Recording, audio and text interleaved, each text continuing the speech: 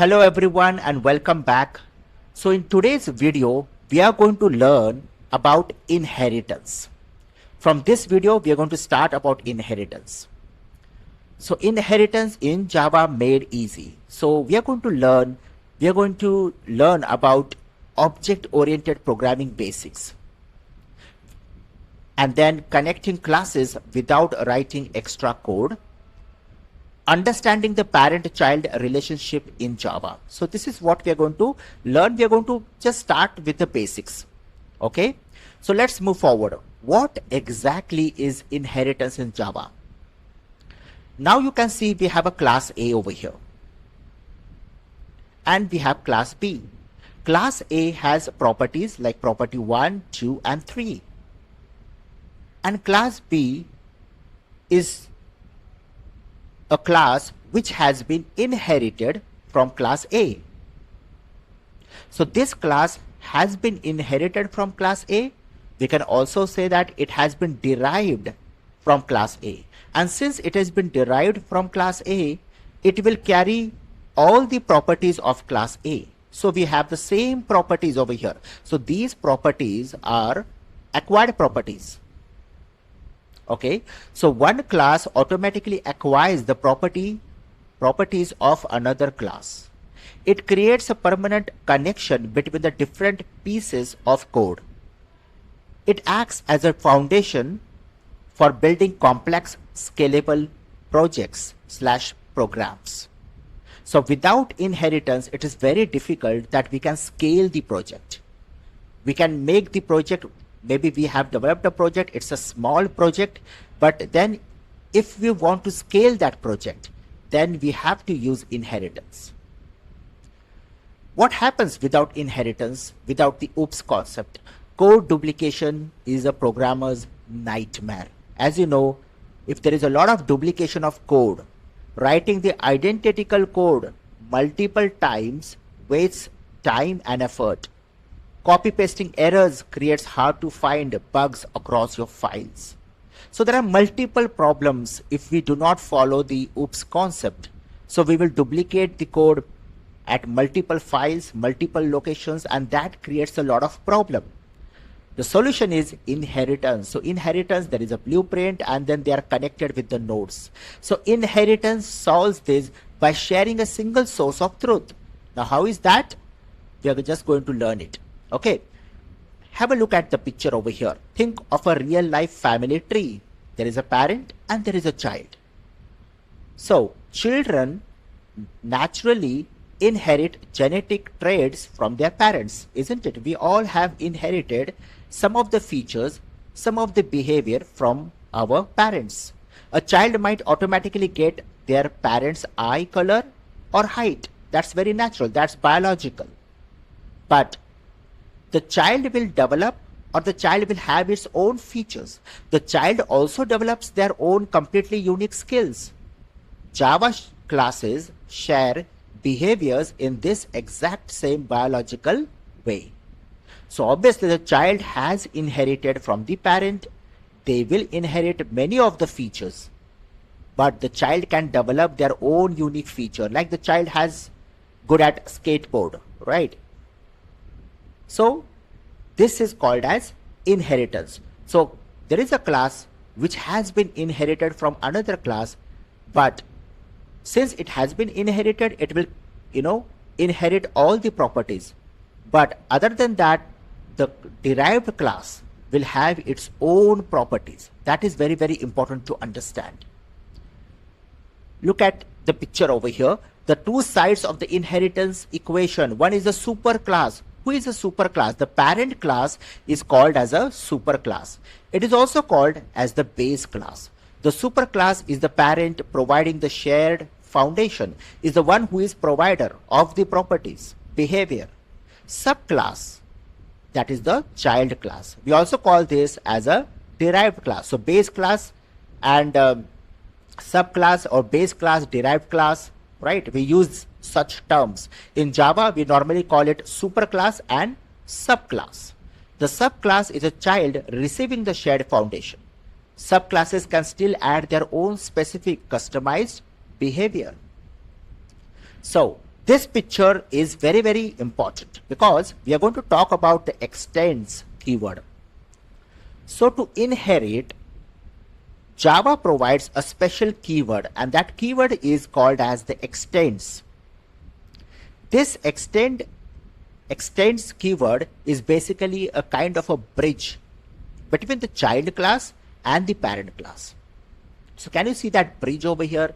And that bridge is, we can form this bridge with the help of the extend keyword. So Java uses one specific keyword to link classes together. The subclass writes extends to permanently point to its superclass.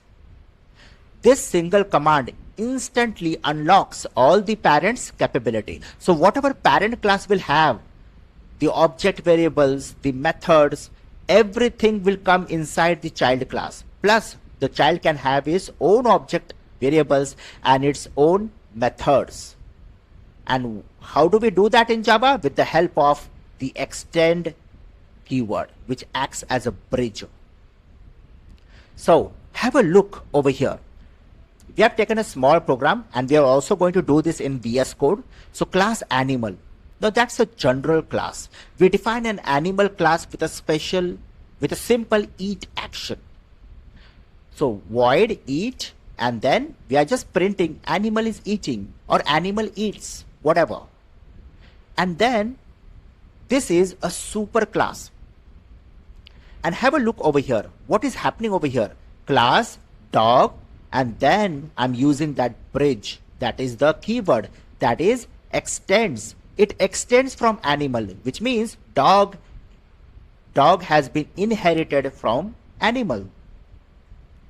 And it has its own unique method, that is bark. Dog is barking. Okay, but understand that since dog has been inherited from animal, it also inherits the feature, the method, that is the behavior, I mean to say, that is eat. So the dog eats, but the dog also barks. I hope this example is making the concept clear. We create a dog class that strictly extends the animal class. We give the dog class its own specific bark action, its own behavior. Okay, so understand how the subclass uses inherited behavior. The dog automatically knows how to eat since it has been inherited from animal. So it knows how to eat. The dog also knows how to bark since we have added that feature, the method, in the dog class. The child gets the parent's ability plus its own new ability, and that is inheritance. So why programmers rely on inheritance? Code reusability. Writing complex logic once and use it everywhere. No code duplication, no redundancy. Cleaner files, keeps individual class files short, focused and readable. Faster updates. If you want to fix the bug, so fix a bug in the parent class and it fixes all children. If there is a bug in the parent class, so we just need to fix that bug and all the other classes will be okay, bug free. So the golden rules of Java inheritance to remember: always use the extends keyword to create the parent-child link, the bridge. Children gets parents method, but parents do not get child methods. This is very, very important. Okay, it's that reverse is not possible. Understand it. The child inherits the parent is not inheriting the child. Understand it. A Java class can only extend one single parent class at a time. This is also very, very important to understand. Now what we are going to do is we are going to switch to VS Code and we will be doing the small program that I showed you in this slide, and that was class, and I will say animal. Okay, animal. And can you see that the Copilot has already given us the code? Okay, so I'll just come over here and you can see animal, and it has one method, a function which only prints that this animal eats food. Fine. So as you can see, we have typed class dog, and then the dog extends animal. That is the bridge, extend. Okay. And then we have this bark function. Can you see this? The dog barks. Understand the dog has been inherited from animal. Okay. And then we have the main function. And that is public static void main. And what we have done over here, we have created an object. What is the name of the object? The name of the object is dog. Okay, this d is small, so this is the name of the variable. Okay, and this is dog. This is the class name, dog, and then this is the name of the object is equal to new dog. So this creates a object, and then can you see that I can directly call the eat function over here. Why?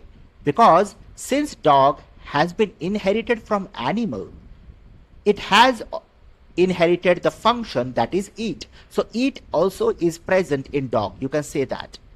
So I can directly call dog.eat and dog.bark. So both the functions dog can call. Eat, which belongs to animal, but it has been inherited from animal, so it can have access to that.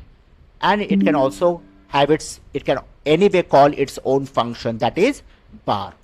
Now what we are going to do is we will simply run this program, that is java c main.java, and you can see what I've done is I've just used one file.